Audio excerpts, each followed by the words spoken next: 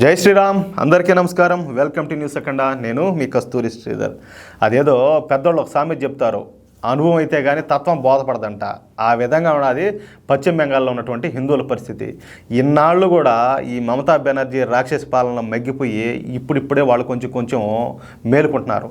దీనికే సంబంధించిన ఒక ఇంట్రెస్టింగ్ వార్త, ఒక అద్భుతమైన వార్తను తీసుకొచ్చాను మీకోసం. దయచేసి ప్రతి ఒక్కరు కూడా ఈ వీడియోని ఎక్కడా స్కిప్పులు కొట్టకుండా వీడియో అంతా జాగ్రత్తగా చూడాలని మిమ్మల్ని అందరినీ కూడా సవినయంగా వేడుకుంటా ఉన్నా. ఇంకా అసలు విషయానికి వస్తా. పశ్చిమ బెంగాల్ను ఏమో నేను ఒక పేరు ఒకటి పెట్టినా, శూర్పణఖ అని చెప్పేసి. అట్లాగే ఒక అభినవ రాక్షసి అనమాట. ఎవరు?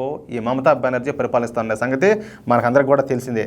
అయితే మమతా బెనర్జీ ఎంత తీవ్ర స్థాయిలో ఈ రాక్షస పాలన చేస్తూ ఉన్నప్పటికీ కూడా పశ్చిమ బెంగాల్లోని హిందువులు ముద్ర నిద్రలో ఉన్నారు. కాదంటే బంగ్లాదేశ్లో ఇప్పుడు దాడులు జరుగుతున్నాయి పెద్ద ఎత్తున. గతంలో కూడా జరుగుతూ అయితే ఇప్పుడు ఈ తీవ్ర స్థాయికి అయిపోయినాయి. కానీ పశ్చిమ బెంగాల్లో కూడా ఆ విధంగా జరుగుతున్నాయి. ఎవరు ఆ వర్గ ప్రజలు ఎక్కడెక్కడైతే మెజారిటీలుగా ఉన్నారో ఆ విధంగా హత్యలు, అత్యాచారాలు ఇక్కడ కూడా జరుగుతున్నాయి. అయినప్పటికీ కూడా మొన్న ఈ సందేశ్ కళ్యాణ్ చెప్పేసి మనం వార్త గురించి మనం మాట్లాడుకున్నాం. ఈ తృణమూల కాంగ్రెస్ సంబంధించిన ఒక నాయకుడు ఈ హిందూ ఆడపడుచుల్ని తీసుకుపోయి ఆ పార్టీ ఆఫీసులోనే అత్యాచారాలు చేస్తూ ఉన్నాయి కూడా వాళ్లకు సపోర్ట్ చేసింది. అయినా కూడా అదే పార్టీకి, అదే తృణమూల కాంగ్రెస్ పార్టీకి అక్కడ ఉన్నటువంటి సెక్యులర్ హిందువులు మళ్ళీ ఓట్లేసి వాళ్ళని గెలిపించారు. అది భయపడి చేస్తారో లేకపోతే ప్రలోభాలకు గురి చేస్తారో ఎందుకు చేస్తారో అర్థం కాలే. కానీ మొత్తానికైతే ఇటువంటి నీచ పనులకైతే వీళ్ళు ఒడుగడతారు. దానివల్ల నష్టపోతుంది ఎవరంటే వీళ్ళే. కానీ ఇప్పుడిప్పుడే వాళ్ళలో కొద్దిగా మార్పులు అంటే వస్తూ ఉన్నాయి. అటువంటి ఒక మార్పు గురించి ఇప్పుడు నేను మీకు చెప్పే ప్రయత్నం చేస్తాను. ఈ మమతా బెనర్జీ పశ్చిమ బెంగాల్లో అధికారంలోకి వచ్చిన దగ్గర నుంచి ఇప్పటి వరకు దాదాపుగా 450 మందికి పైగా హిందూ కార్యకర్తలు అయితే చనిపోయారు ఈ దాడుల్లో. అయినప్పటికీ పశ్చిమ బెంగాల్లోని హిందువులు మమతా బెనర్జీని ఆదరిస్తూనే ఉన్నారు. ఎన్ని ఘోరాలు జరిగినప్పటికీ కూడా పశ్చిమ బెంగాల్లో మాత్రం హిందువుల్లో ఐక్యత అనేది రాలా. నేను ఒక మాట చెప్తా ఈ సందర్భంగా.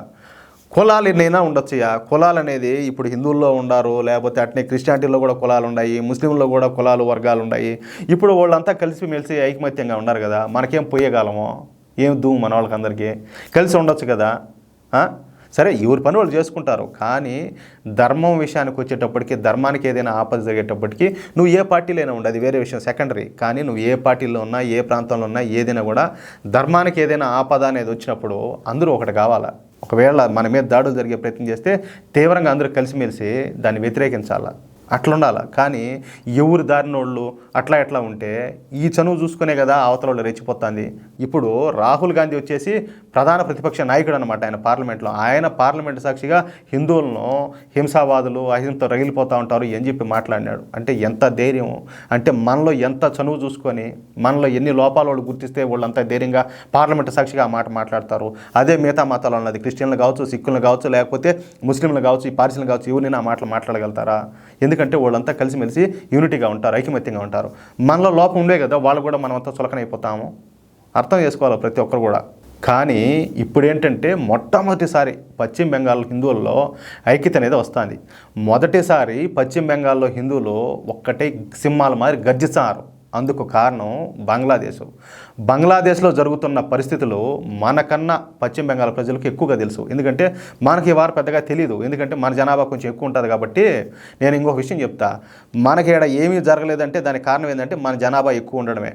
కానీ ఎక్కడైతే వాళ్ళ జనాభా అధికంగా ఉంటుందో వాళ్ళు ఖచ్చితంగా దానివల్ల ఇబ్బందులు గురవుతూనే ఉంటారు.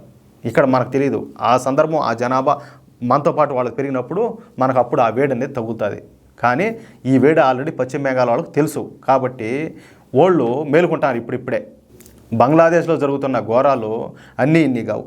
పిల్లల ముందరే, కన్న బిడ్డల ముందరే వాళ్ళ అమ్మలను, అంటే వాళ్ళ తల్లులను గ్యాంగ్ రేపులు చేస్తూ ఉండే ఘటనలు, అలాగే హిందూ యువకులను ఉరిదీసి ఏలాడదీస్తున్నారు. ఇట్లాంటి సంఘటనలు అయితే కోకొల్లగా జరుగుతున్నాయి.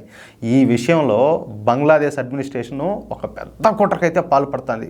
వెనకుండి దగ్గరుండి నడిపిస్తున్నారు సగం. మరి చెప్పాలంటే అసలు ఈ గొడవల్లో ఎంతమంది హిందువులు మరణించినారు అన్న విషయాన్ని ఇంతవరకు బంగ్లాదేశ్ అయితే బయట పెట్టాల. సరే, ప్రభుత్వం అనేది పక్కన పెడదాం, ఎంతమంది హిందువులు చనిపోయారు అన్న విషయం బంగ్లాదేశ్ మీడియాకి తెలిసినప్పటికి కూడా బంగ్లాదేశ్ మీడియా మొత్తం ఒక వర్గం చేతిలోనే ఉండడంతో ఇక ఆ విషయాలు బయటికి వాళ్ళు కూడా చెప్పడంలే. కానీ కొన్ని వీడియోలు ఈ బంగ్లాదేశ్ నుంచి ఈ పశ్చిమ బెంగాల్ ప్రజలకు అయితే చేరుతూ ఉన్నాయి. దీంతో చెలించిపోయినటువంటి పశ్చిమ బెంగాల్ హిందువులు రేపు మనకైనా ఇదే పరిస్థితిని వస్తుందని చెప్పేసి భావించి ఒక నిర్ణయానికి అయితే వచ్చినట్టు తెలుస్తుంది. అదే ఐకమత్యం. ఇకపై హిందువులందరూ కూడా ఐకమత్యంగా ఉండాలని పశ్చిమ బెంగాల్లో ఒకరికొకరు ఈ వాట్సాప్ మెసేజ్లు అయితే పంపుకుంటున్నారంట. ఈ క్రమంలో యువకులంతా ఒకటయ్యి పశ్చిమ బెంగాల్లోని నార్త్ 24 ప్రజ్ఞాస్ డిస్ట్రిక్ట్ అని ఒకటి ఉంటుంది. ఆ జిల్లాలో ఒక అతి పెద్ద ర్యాలీ అయితే నిర్వహించినారు. ఈ ర్యాలీపై మమతా బెనర్జీ ప్రభుత్వం ఎన్ని ఆంక్షలు పెట్టినా, అంటే ఇక్కడ అర్థం ఏంటి అంటే వాళ్ళు కలవకూడదు, అంటే వాళ్ళ ఐకమత్యం రాకూడదు అనేది కుట్ర అన్నమాట. ఐకమత్యంగా ఉంటే ఏమవుతారు, అప్పుడు మమతా బెనర్జీ ఆటలో సెల్లవాడ. కాబట్టి ఎన్ని ఆంక్షలు పెట్టినప్పటికీ కూడా, ఎన్ని ఇబ్బందులు గురి చేసినప్పటికీ కూడా ఫైనల్గా హిందువులే విజయం సాధించారు.